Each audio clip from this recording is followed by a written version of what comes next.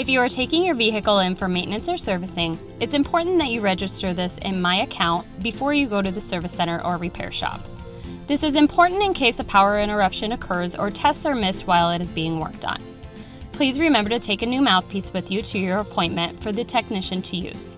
Upon completion of the appointment, please use the same vehicle maintenance form in My Account to report completion. You may also use our texting feature to report maintenance anytime. Simply text VMSTART to 515-200-1599 before and after your vehicle is serviced.